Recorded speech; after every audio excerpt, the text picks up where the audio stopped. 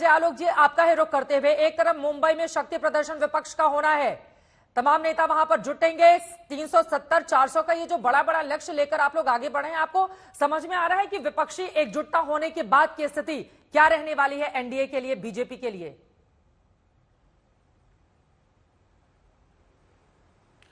राम भक्त अयोध्या जा रहे हैं और सनातन विरोधी सभा कर रहे हैं, करने दीजिए, लाइन तो वहीं क्लियर हो जाती है।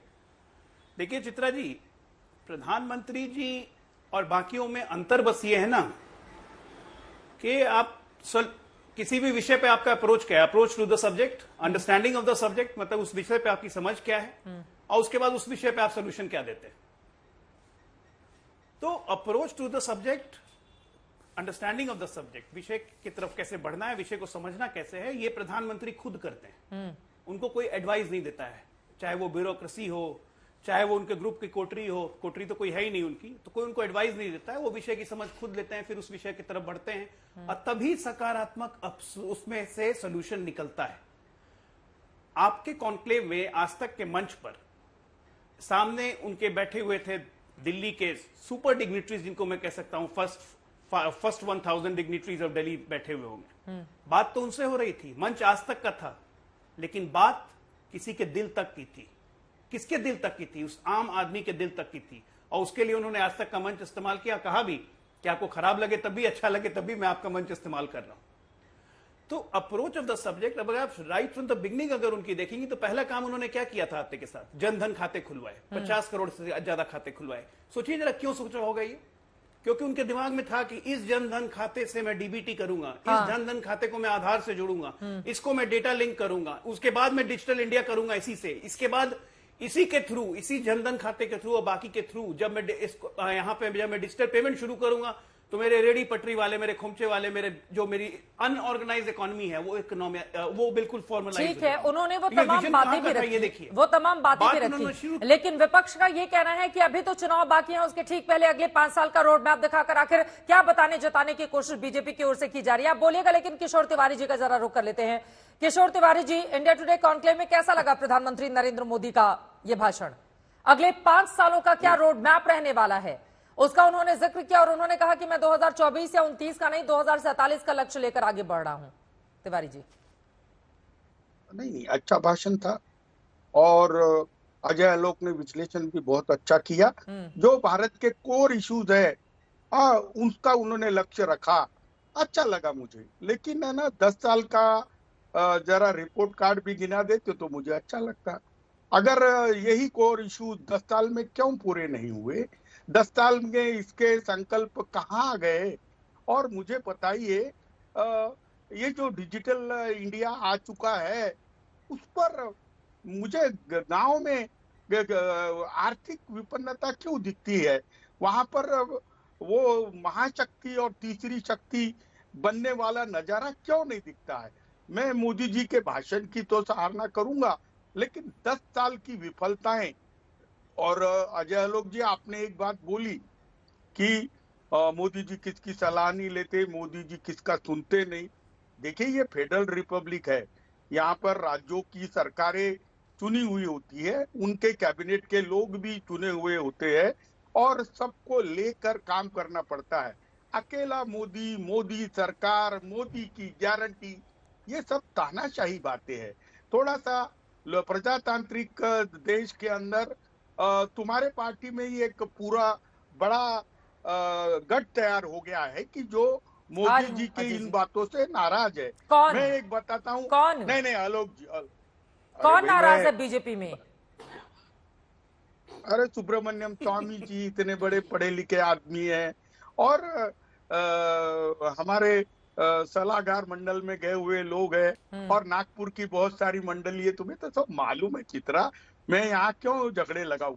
एक बात मैं बोलता हूँ, जब मैं विदर्भ के किसानों की आत्महत्या देखता हूँ, उनकी आर्थिक विपन्नता देखता हूँ और मोदी जी के दावे वहां फेल हुए देखता हूँ, तो मोदी जी के इस भाषण में उनके बारे में कुछ देखता नहीं हूँ।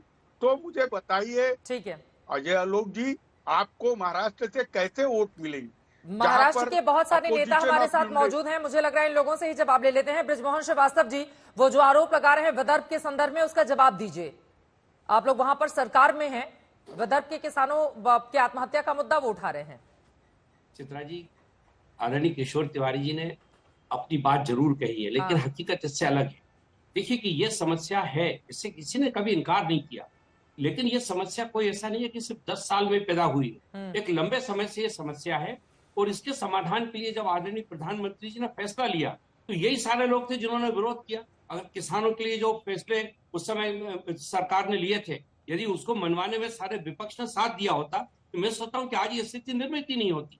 जहां तक बात आदरणीय प्रधानमंत्री जी की है, तो ये बात बिल्कुल सच है कि वो जनता के इन बिंदुओं को समझते हैं जिन पर कि उनको अपनी बात कहनी है। और यही बात है कि पिछले 10 साल में उन्होंने बहुत परिवर्तन किया है। उस परिवर्तन का आज पूरे इनकलो में बोले नहीं, वो कुछ भी नहीं बोले। किसान की आमदनी पे बोले नहीं, एमएसपी पे बोले नहीं, करके मुझे बुरा लगा। किशोर जी, मैं आपसे यही कहना चाह रहा था कि उन्होंने 10 साल का तो जो रिकॉर्ड है वो तो देश के सामने है, उसको बार बार कहने की जरूरत क्या है। उन्होंने आने वाले 25 साल की बात की है, क्योंकि वो देश को एक समृद्ध देश बनाना चाहते हैं, वो आम आदमी के जीवन के स्तर को उठाना चाहते हैं। उसका उन्होंने चित्रण रखा है पूरे देश के सामने कि किस प्रकार से आने वाले दिनों में आज हमारी जनसंख्या 1 अरब 45 करोड़ की है। अब 25 साल बाद, अब 25 साल बाद हम लोग 45 तक राह देखना पड़ेगा। नहीं, राह नहीं देखना पड़ेगा, राह देखना पड़ेगा। नहीं, फिर तो हम बदल देंगे। नहीं बदल देंगे।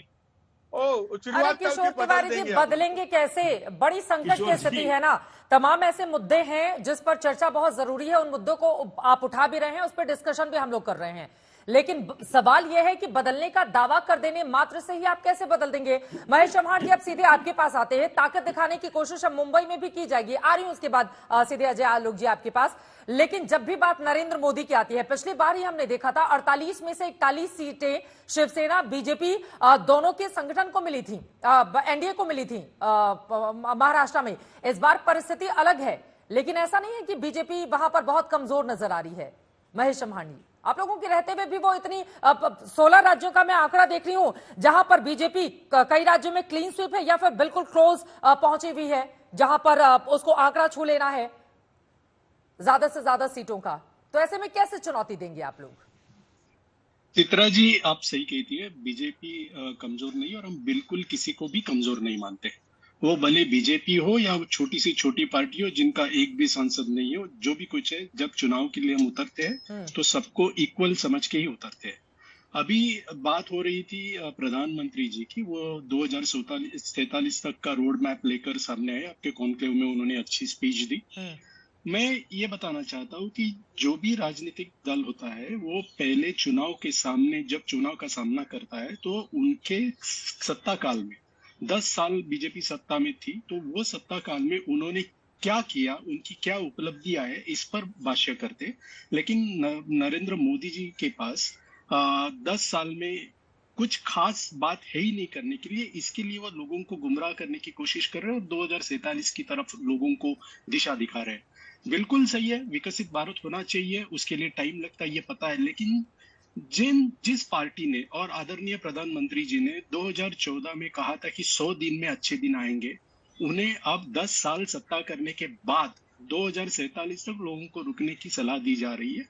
ये कुछ गलत है। तो इसका मतलब ये है कि 100 दिन में अच्छे दिन कभी नहीं आ सकते थे। ये सब झूठ बात थी, ये झूठे वादे थे, वो किए गए।